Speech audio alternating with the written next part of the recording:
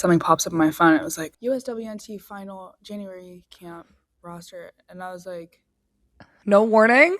I was like, wait, like, is this spam? I was like, I feel like it was more of a family rather than a team, but you let me know. I really, really looked up to her. I'm getting emotional, and like she's probably like, "Who's Reilyn?" No, I'm just kidding.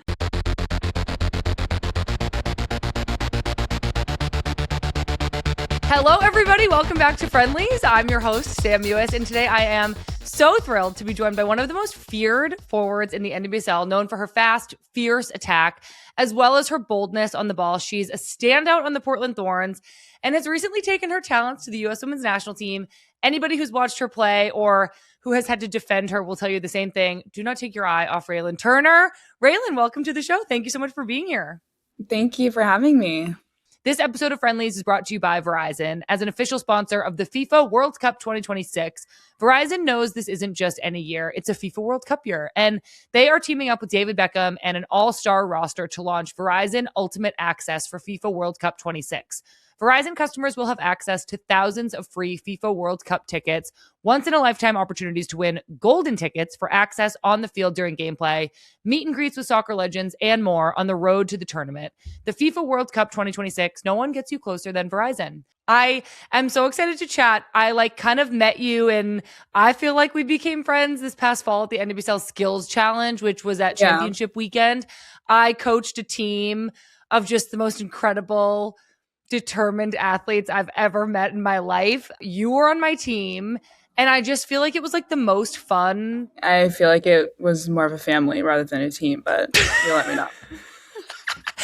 I completely agree. I was rewatching our post. Well, we won, by the way, in case anybody missed it. Our team won. Yes. And I was rewatching my post game interview with our team after, and I literally got up in the camera and I was like, "This is my family right here," and we were just dying laughing. I honestly never expected to have such a good time at this event, but it was so fun to be competitive again. Yeah. I just loved it. What did you make of the whole thing? Did you think it was a good event put on by the league? Yeah, I honestly had so much fun. I didn't know what to expect, obviously, because I'd never done it before, but it was really, really fun. I think that our team captain was probably the best team captain we could have had, and they coached us to victory, and I couldn't have expected something better, so I had a lot of fun. I know. It was truly incredible. I also just I felt like I got to know you guys a little bit better. Obviously I watch you play during the season, but getting to know you as people and as teammates, I was just oh my God, Reilyn Turner is so funny. So ever since then, you have been on my list to interview, and I'm really, really excited that you're here. I want to cover everything, the Thorns, the U.S. Women's National Team. But first, I want to go all the way back and just talk a little bit about growing up and your parents. I heard that both your parents were pretty serious athletes. Yeah, so my dad and my mom, they met at UNLV in Las Vegas. My mom played soccer there. My dad played football. And then, so my mom played soccer all the way throughout college. And then my dad played with the Chargers and the Saints and hurt his knee. So yeah, I've had great genes. So yeah, that helped me out a lot. But yeah, so we've always been a very athletic and competitive family. Yeah, I can imagine. Both my parents played, when my dad played soccer in college, my mom played basketball. And I feel like me and my sister got our love for soccer from our dad, but we got our crazy competitiveness from my mom, who notoriously one time at a middle school basketball game, she slammed her clipboard on the ground and got a technical foul on her because she was so mad at something. And I'm just yeah, that explains a lot about my attitude at the Skills Challenge. I know that you also had an older sister. Talk to us about just your family dynamic, playing with your sister, and kind of what that did for you as a kid. Obviously, back in the day, they had school years were different than soccer years. So I was 1 year younger than my sister in school, but 2 years younger in soccer. And I wanted to play soccer right away when I knew what it was. I wanted to play right when she started playing. And my mom was like, no, you're 2 years old. I was I got so mad at her. So on the sidelines of my sister's games, I would have my mom pass the ball to me, throw it to me, I'd head it back. And I think it got to a point maybe where she was so annoyed that she couldn't tell me no for 2 years in a row. So she like lied on the birth forms or like my birthday. And she said that I was older than I was so that I could start playing when I was 3 rather than waiting another year. So I was very annoying, I'm sure. And I made Wow. her make that decision. And my older sister, Blake, just growing up, I always just wanted to be like as fast as her, faster, like as good as her, better. Younger siblings are always very, very competitive. At Yep. least from what I've heard, I feel like I know so many younger siblings who are like more competitive ones. But yeah, I've always just wanted to be like my sister growing up. And I was lucky enough to play with her in high school for 2 years and then in club for my last year. So it's been a soccer family. Yeah. Well, I mean, I feel like you and I are going to relate on a lot of levels in this conversation. Being the younger sister and being really competitive is Yeah. definitely a good place to start. I always felt like I had like a very clear standard and role model, and my sister was about 18 months older than me as well. It was like a weird kind of a year, kind of 2 years, Mhm. like in between in school and soccer. And to me, I think it just was like, I didn't want to be the best one in my age. I wanted to be as good as her. And the standard Yeah. was so much higher. And I Mhm. feel like that, I guess, set me up to always push myself kind of beyond what was expected and like beyond my capabilities, which was so good for me as a young player. Can you tell us any stories or talk to us about anything specific that you remember, maybe comparing yourself to your sister or a time when her being older than you pushed you? My mom raised me and my sister, a single mom growing up. So I would like be at my sister's trainings a lot of the times. And I would like jump in. And I thought it was so cool. I was like, oh, I'm playing with the older kids. Like even like in their fitness drills, like I jump in, I'm like, can I like hang? Like Yeah. and I just thought it was so fun. Obviously, like you said, like it pushes you to like not only want to be the best at your age, but like no, I can play with like the older kids and like still be good. And like that just makes me want even more. Just playing with my sister, like I feel like she pushed me so much growing up and wanted to be just like her, and have that sibling competitiveness. I feel like that really like drove us in a way. Yeah. I know it's kind of just like that first you're born into this like, I want to reach that level. And I have felt like Christy has been a couple of steps ahead of me in so many ways throughout my whole soccer career. I also think like the area that you grow up in, and I know you're from Southern California, just this, it's obviously a soccer hotbed. So many great players have come from there. Alex Morgan, Kat Macario, Trinity Rodman. One of the obvious things is like it's great weather there year round and you're always able to play outdoors.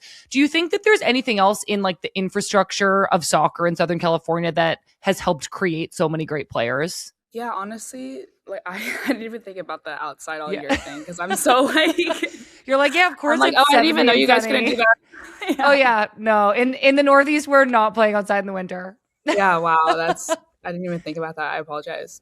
Uh, I'll take it. Thank you. Yeah, yeah. So that was really nice. I guess growing up, I didn't think about that. That's something that I guess I took advantage of. I feel like I was so lucky to have grown up in Southern California and played soccer there. I feel like I didn't realize it at the time. I just knew that like we were always the best growing up, like our team. Yeah.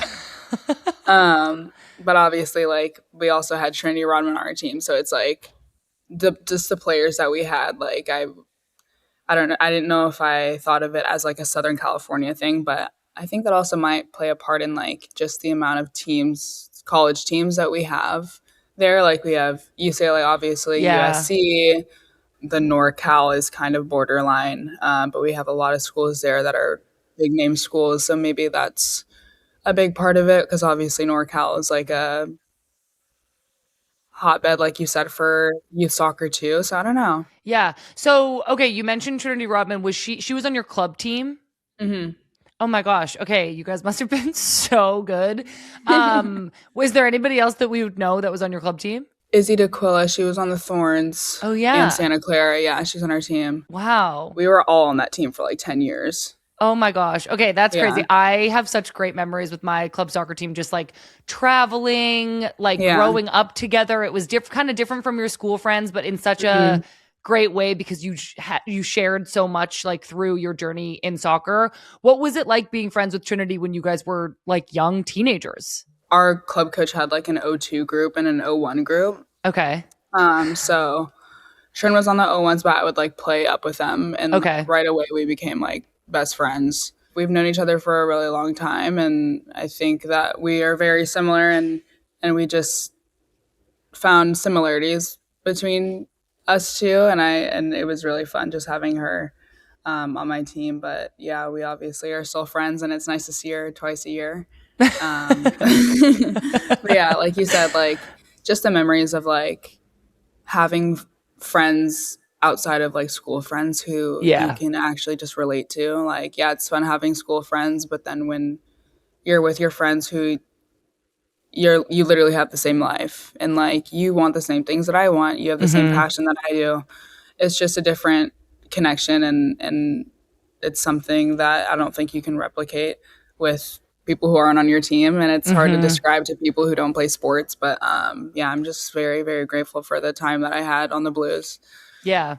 I think, you know, thinking back on my own experience too, like forming these friendships through club soccer, I think you find even more in common then when you go away to college, and you know, you realize we all chose to come to this school. We all want to be as good as we can at soccer. Yeah. Something about, and we both went to UCLA, and this is kind of like the next thing that we have in common, which is cool. Something about UCLA drew all these people together. Like, I remember meeting girls on my team freshman year. My best friend from college is from New Zealand. I had friends from Chicago. I had friends from the Midwest. I had friends from California, but we all found something similar at UCLA that made us want to go there. I'm curious, you know, if that was true for you as well when you arrived to school. Obviously, it wasn't as far away for you, but was there something about UCLA that drew you there, and then that kind of connected you with everybody else on the team? Yeah. I feel like just throughout like youth soccer camps, like I knew so many people who were in that 2020 graduating high school class who were going to UCLA, and like that was obviously very appealing. I feel like we were all like, should we all just go? Like,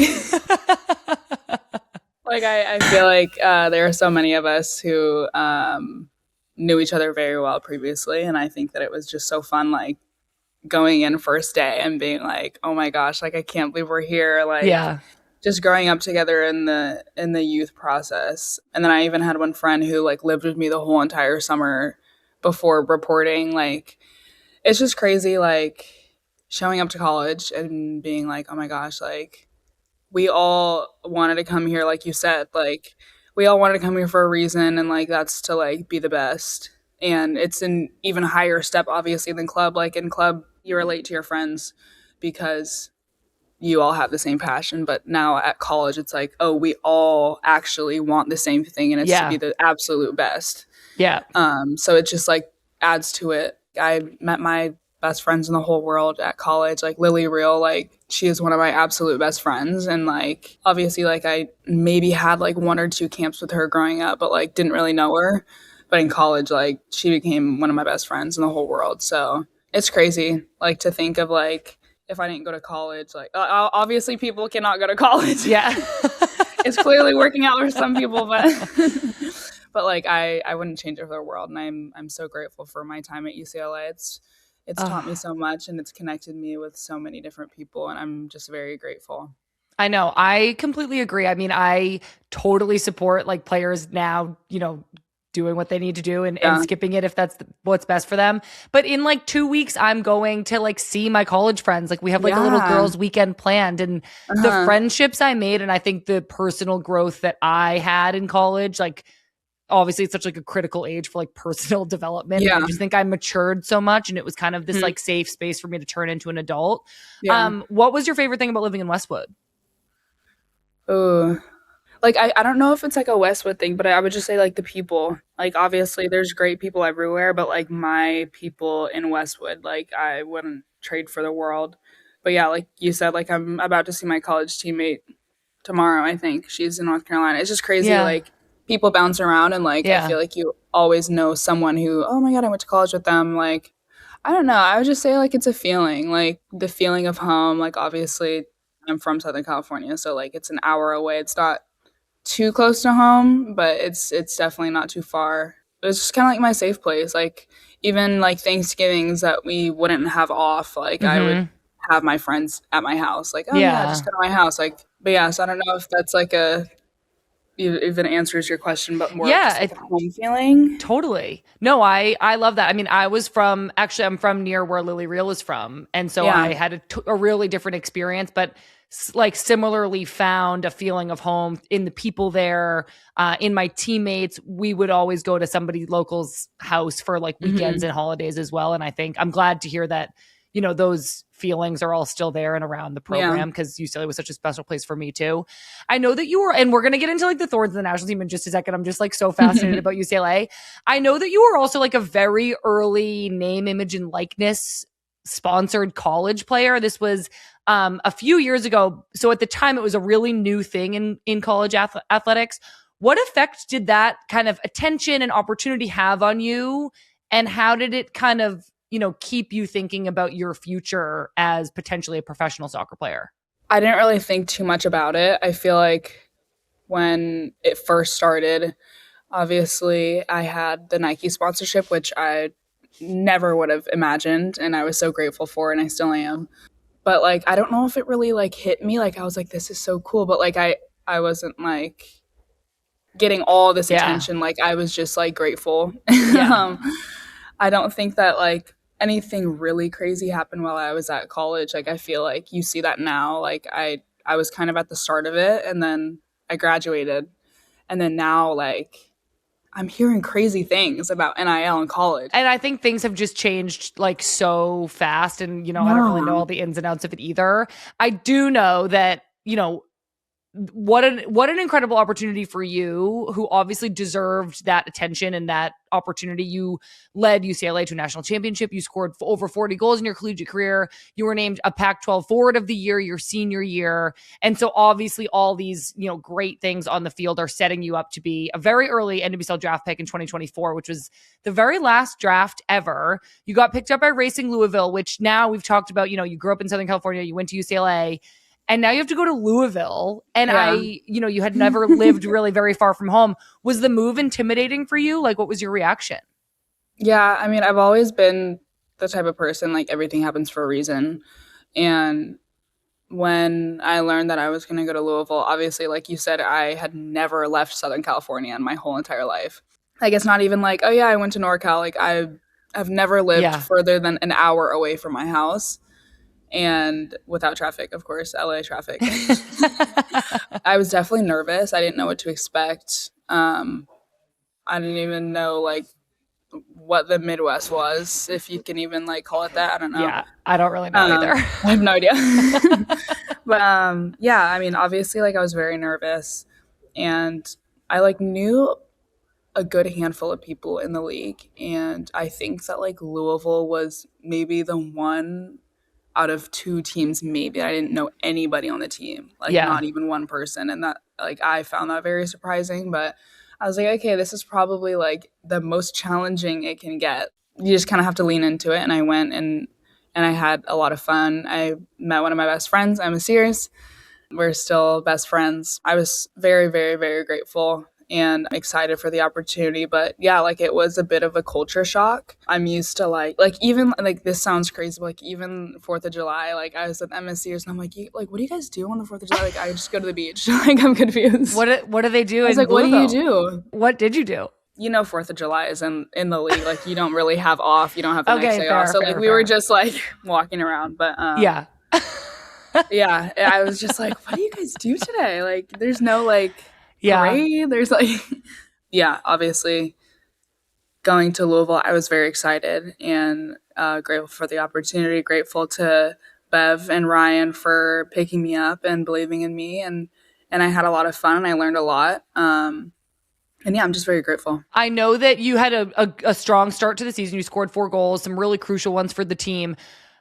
But I also, it must have also been a new challenge for you. What would you say you like learned about yourself leaving home for the first time, being in a totally different part of the country, and having to then, just try to perform on the field regardless of all of these personal changes? Emma Sears helped me so much. Like at the time, we were the only rookies. Obviously, me facing these challenges of not being close to home, not knowing anyone. Like she's from Ohio, so like she's like 2 hours away from home, and then also being like kind of adopted into her family. Like having a sort of safe space there was very important and helped me a lot. But even just like having her as support, like I feel like if I would have lived alone, even like we became so close because we were roommates. But like even Yeah. if I were to have lived alone, I don't think that I would have like felt the support like I did.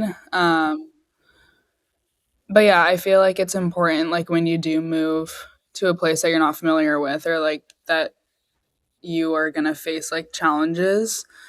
I feel like finding like your person or like finding your support system there is really really important because you can like go off track pretty easily and like start thinking negatively or not believing in yourself as much. But if you can find that like constant in your life, like Emma Sears was definitely my constant, and I'm so grateful for her. But yeah, I love her so much. Oh my gosh. Well, I'm so glad that you had that. It sounds like wherever you go, you have created like such a great support system for yourself. About halfway through that first season in 2024, you got traded to Portland, and Portland are really one of the great like legacy teams of the NWSL. They have a legendary fan base, the stadium that has been, one of the best stadiums in the league for the whole time it's existed. They've also been home to some of the greatest players that the league has ever seen: Christine Sinclair, Tobin Heath, Crystal Dunn, Alex Morgan, Becky Sauerbrunn. How did you feel about this move and joining such a, huge part of the NWSL in the Portland Thorns? Yeah, I mean, it all happened so fast. I mean, I hope not everyone knows, but as a lot of people know, I'm sure trades happen like overnight, and Yeah. I had to get on a flight like literally the next day. So it was like a surprise. Yeah, Yeah. yeah, for the most part, yes. So yeah, like got off the phone, went into the living room, was bawling my eyes out with Emma. And I was like, I'm leaving. I was like, I'm leaving. And she was like, no. So yeah, we cried for a little bit and then we started packing. The Portland Thorns, like you said, have been such a legacy team their whole time in the league. It was kind of intimidating. Like Portland Thorns, you think of like everyone who you just said. Yeah. And I was just a rookie at the time. And I was like, I'm like getting traded halfway through my rookie season. Like that doesn't really happen to such like an established team. And halfway through the season, like people have already found their groups. Like I'm just kind of coming in at an awkward time. And there were like so many like veterans on that team. So it's a little bit intimidating. Like we had Sinky, we had Kling, we had Becky, and I was just like this little rookie. And I was like, it was intimidating for sure. I think that I found my footing pretty quickly just with the people. And then obviously it took me a little while to get into my rhythm on the field. It's just crazy the experiences that you go through and like even like the people that you meet you never thought that you would meet and you never thought that you'd become friends with. And I'm just like so grateful that I'm grateful for my time in Louisville, number one, for teaching me so many things about myself, and then grateful just for my ability to move and like adapt. Like Yeah. I think my mom also played a big role in that. Like when the trade happened, like she just told me to like bet on myself and believe in myself. She's like, I can't tell you what to do. Like it's up to you. And I was like, okay. But yeah, my mom has been like such a huge part of my development, like as a human being and just like as a soccer player. She has sacrificed so much for us, and she's just been a great role model my whole life. It's definitely a family effort, the move, but I am so happy where I am, and I'm so grateful to be a Thorn. And yeah, I'm very, very happy here. As you can see, I signed an extension for like years. So yeah, I'm really congratulations. I mean, I'm so happy to hear that. I love kind of hearing you say, and I'm like kind of paraphrasing here, but kind of like the challenges when you're in them, they're obviously scary and they can feel hard and you're not always sure what to do, but it's like looking back on them now, it's like that is where you get so much confidence in yourself from going, well, I handled that. I moved away from home. I did well. I handled everything that got thrown at me. I created a support system. And then when I like got traded, I like handled it. And I think sometimes when these really hard things happen, you actually get confidence in yourself because you're able to like find a way through them. And I think, nobody wants to like go through anything hard or challenging necessarily, but it's such a great opportunity to like prove something to yourself and really gain confidence that you like know what you're doing and you can be resourceful and figure things out. You mentioned some players that you got to play with just briefly at the Thorns: Becky Sauerbrunn, Christine Sinclair, Megan Klingenberg. And I think when I think about the Thorns, those are really the players that, I played against Sink for years and Kling for years on the Thorns. And they're really the players that like, embody what the Thorns are all about. And I guess I'm curious now, your time that overlapped with them, how important was that for you? And like kind of, when you look at your roster now, to play with them and to overlap with them in order to like carry on the legacy of the Thorns? The team back then and the team now are very, very different teams. Like the team now is a very young team. It's kind of like looking like a college team in just the way that we have like a big rookie class. We have younger players. I'll never forget like playing with those players. They taught me so much. Like it was coming from Louisville, like it was just such an intimidating environment. And it's something, like I said, that happened so fast, the change. So then coming into this environment with all these like veteran players, I was like, oh my God, like I was starstruck. I was, but yeah, I mean, I feel like they carried themselves with so much like professionalism, and Sinky, like just the way that she carries herself with so much poise and calmness, like it is so like admirable. She's not the type of player who's like so like sprinting through and like, but she is like so clinical and she can like score from anywhere. And I just like was in awe watching her. I was just like sitting on the bench, like, how did she do it? How did she do it? She's also just a great human being. Like she is so humble. Like even if it like for her retirement match, like someone, I don't remember who would like, oh, it's Sinky's night, so just like play for Sinky. And she's like, no, like don't play for me. Like don't be stupid. Like play for yourself. Don't even look at me. Yeah. Yeah. Well, it's just stuff like that. Like she obviously has had an extremely successful career, and it can be easy for someone like that to like let it go to their head and like treat people differently. But I think that she's a perfect example of like you can be like a big dog. I know she would probably hate me for saying that, but but like, and also just treat people with so much kindness and like treat someone like we're her. Like there's no difference in me versus you. Like we're doing the same thing. And I feel like she just showed me that there's like people out there who are at the top who act like they're just like any other person. And I think that is something that she should be proud of, and something that she probably doesn't understand that people think is really cool. And I think that coming in to that team, like I really, really looked up to her, even though I like only played with her for like, I don't know, like 4 months, but like yeah. I'm getting emotional, and like she's probably like, who's Reilyn? No, I'm just kidding. But no, she's definitely had like a big impact on my game, even though she doesn't know it. But and I didn't even play with her really.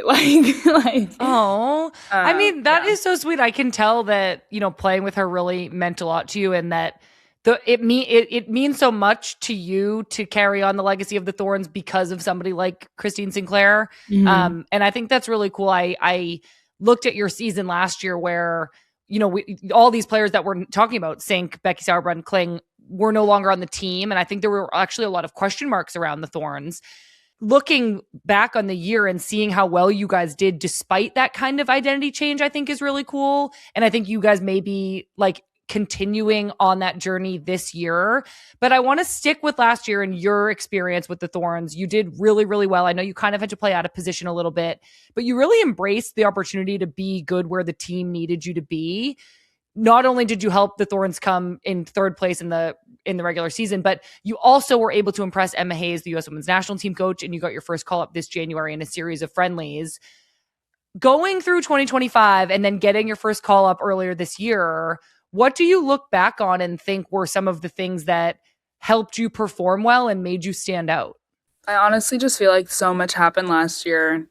So we had so many injuries, we had so many players out, and I feel like that kind of forced the team to just be adaptable and like wherever you are asked to play, just like do your absolute best. Obviously, like I'm a natural 9, like, oh, sorry. It's okay. Just punch the table. I played 9 like throughout college. I played a little bit on the right, but like I would say that I'm a natural 9. And obviously we had some injuries and players out last year, so it's a very different position, even though like you might not think it from the outside, like being central and having like the whole field to work with rather than being on a sideline. Like that was like a crazy change for me. I know a lot of like wingers say they feel safe on the sideline, but that's not how I felt at first. Leaning into that and knowing that like you have to play here and you have to do well, because it's not only like, oh, even if you're like, oh, I don't want to play here, it's like you're still playing there. So like you either have to do your best and show who you are, or like you're not going to get the opportunities that you're getting. Just kind of buying in and being confident in myself, like no matter where I'm playing, and knowing that I'm being chosen for a reason, and just to play my best for the team, because we might not have the numbers that we used to have. I feel like last year was a big learning year for our team, and kind of like a grit year. We have players playing out of position and just playing and working for each other, no matter where that is on the field, no matter what formation or position. Everyone really bought into like what we were being told to do, and just kind of filling spaces and working for each other. And I think that it is kind of crazy to look back at like the roster before last year and then last year's roster, and then how well we did despite the challenges that we faced. Just shows like the mentality that we had last year of just like, okay, all these people are saying that we're going to be bottom of the league, which they did, which is very fun. Yeah, that kind of just fueled us, honestly. Like, yeah, no one kind of believes in us, but like I feel like we all had a similar mentality of like, okay, we're not just gonna accept that like we want to win. Like we're not just gonna be that team of like, oh yeah, they're just gonna lose. Like no, we're gonna put our head down and we're gonna work for each other. And I think that you saw that last year, and I'm really proud of how we finished the year. Yeah. I mean, it was really, really impressive. The journey of your team last year was really fun to watch from the outside. And, you know, as a lifelong North Carolina Courage member, I consider myself a rival of the Thorns, but I still was just so impressed with your season last year. And again, you know, your performance really stood out to Emma Hayes. You got your first call up this past January. And you actually scored a goal in one of the games in your first camp. And I want to hear just a little bit more about your national team experience and scoring your first goal. What was that like? Oh gosh, I mean, if you told me like at my rookie year that like I would have my first call up this year, I would like probably start crying. But yeah, I think that last year was really good for me. Just like I said, like playing all positions, just because you never know where you'll be thrown. I got a lot of opportunity last year, which has really helped me. I got the email, and normally there's like the provisional roster emails, and like I think this is like the camp that like didn't have one, because like normally if you make a camp, whether that's like youth or whatever, like you'll get a provisional roster. But I don't think there was one for this camp. So I was like at my friend's house. My friend wasn't there. I was just like there with her mom. Yeah, just hanging out with her mom. And I was like about to leave, and something pops up on my phone. It was like, oh, like congrats, or USWNT final January camp roster. And I was like, no warning. I was like, wait, like, is this spam? I was like, I literally thought it was spam. I was like, wait, what? And then I read it, and I was like, this can't be. I was like, this isn't, like, I was stuttering. I was like, is this real? I was like showing my friend's mom, who like wouldn't know better than me. Yeah. Like, and I'm like, I don't know. Honey. Yeah. But yeah, I mean, obviously we started jumping around going crazy, but it just meant so much to me that like Emma saw something in me. She has given younger players so many opportunities, and I think that is amazing. And you even see in the full team how many young players are on that roster. And I think that's a tribute to her, and how much she believes in the next generation, and believes in bringing in this younger age and developing the 23s. I feel like she's doing a really good job at that because, I mean, I don't know how many caps she's gotten last year, but it was so many. Yeah. I think my first camp, it was a good camp for me, just obviously like it was in LA. It was close to home. Like I had so many people there, and I knew a lot of the players. Obviously, I wanna be called back into camp. I need to work on a few things. So yeah, just I don't think that like looking too far ahead is beneficial, but I think that for me, looking game by game and just seeing if I can improve in certain areas, and hoping that one day I can make it back. And I think that Emma Hayes and Denise have been doing a great job of like communicating with me and furthering my development, and I'm just very grateful for the time that I had with them, and I hope that I get more time with them in the future. I'm very grateful that I scored in front of my family. I know.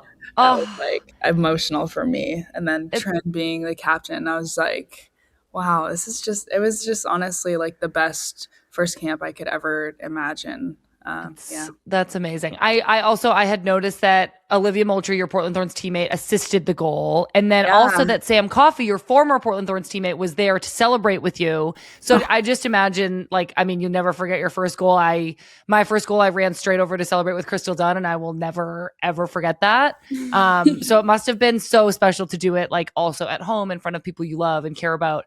The other thing I was going to say to you was, and, I don't know if this makes you feel good or not, but my like journey into the national team wasn't straightforward either. Like I got called into a few camps and then didn't get called into a few camps, and like kind of had to go back and work on some things. And I think it's a way of, sometimes people just get called in and then they like never miss a camp their whole career, and that's incredible. But you have such a great opportunity to prove that you are like working on and improving other things in your game. And so definitely just like my like personal advice would be like, don't be discouraged by that. I know you're going in with the U23s, and it's such a great opportunity to stand out there. And so I'm really, really excited to see you do that. Continue with the Portland Thorns.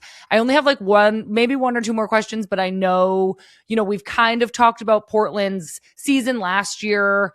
You really performed great despite a lot of transition and a lot of change and a lot of doubt cast on you guys. Even just this preseason for you all, your head coach, Robert Villahan, was named really late, but you have started the season so strong. And I just can't help but think that Portland is a team that really has things set up that no matter what is going on, the standard is really high and the environment is really great. What can you tell us about your new head coach and the start to the season so far, and maybe what we can expect from Portland moving forward? Yeah, obviously we got him very late. We got him the day before our Spirit game. So that's crazy. That game we weren't really able to introduce his tactics or anything, obviously.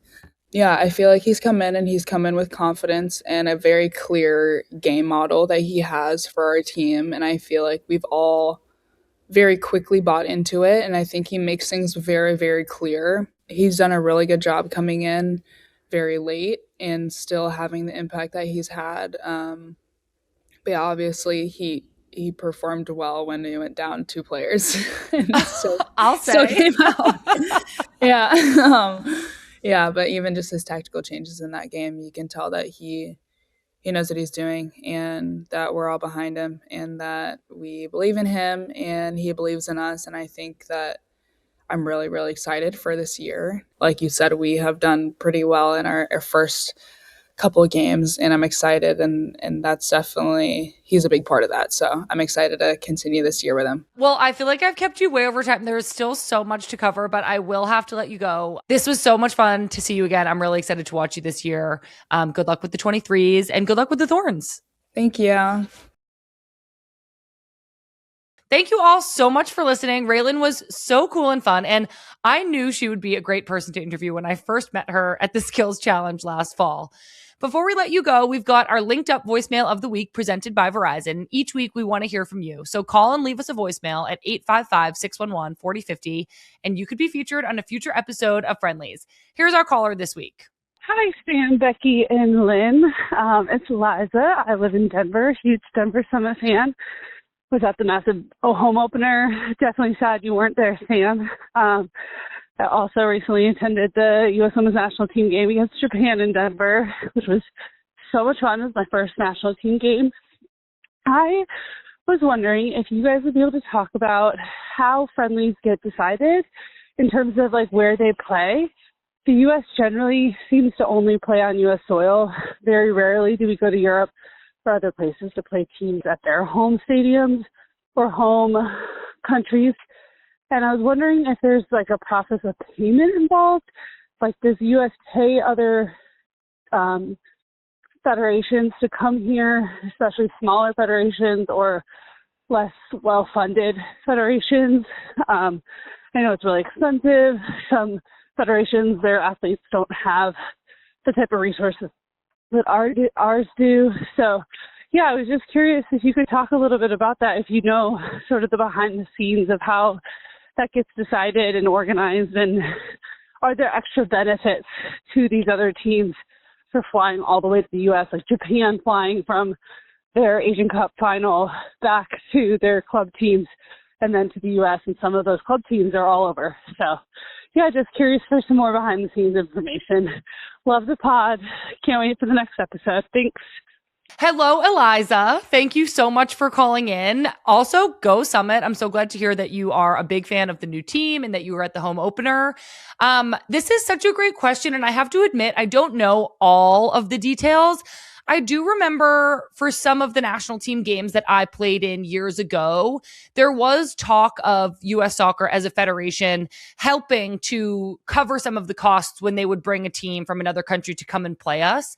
I think that when U.S. Soccer puts on these huge events at big stadiums and they sell a lot of tickets, there is definitely, some profit from ticket sales, but U.S. Soccer also has a big broadcast deal with Turner. That's why all those games are on TNT and HBO Max. And so what I imagine, kind of like knowing more about the business side now, is that U.S. Soccer makes this deal for broadcast windows and promises to be in control of a certain number of national team games a year to fill those slots. They make money from that. They make money from some ticket sales. And then, of course, having these national team events in the US, they're also selling jerseys and they're doing some brand activations and they're fulfilling some of the other like money making deals that US Soccer has going on. So it's in their best interest to host a lot of the games and be in control of TV, stadiums, ticket sales, etc. I do think that, like I said, occasionally they'll cover some costs for another federation to come and play against us. And I do think that it is less in U.S. Soccer's best interest to take the team overseas. I imagine that those are, less beneficial in many ways for the federation as a business, but I do think that they're really beneficial for the team. So I would think that while playing on US soil for the players is good in a lot of ways, for, NWSL based players, that's less travel. They're maybe playing in front of bigger crowds. It's really great practice. Getting that international experience is really important too. So I would think that Emma would push to do a few international trips per year, especially between now and the World Cup next summer, to kind of get the players and the team used to being on the road in another country. I definitely don't know everything, but I'll see what else I can find so that I can kind of report back and answer some more of these questions. But Eliza, I love that you called and asked. Thank you so much. That was our linked up voicemail of the week presented by Verizon. And if you want to join us for this segment, if you have any questions for me, you can always call at 855-611-4050.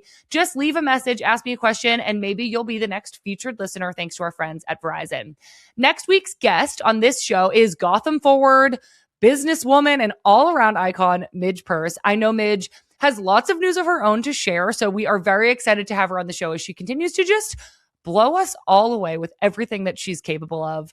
If you haven't already, please make sure you're subscribed to this YouTube channel or podcast feed, and you can always check out our newsletter, get added to that list. That gets delivered to your inbox every Tuesday with all the news you need to know. I really, really recommend it. Thank you all so much for being here, and we'll see you soon.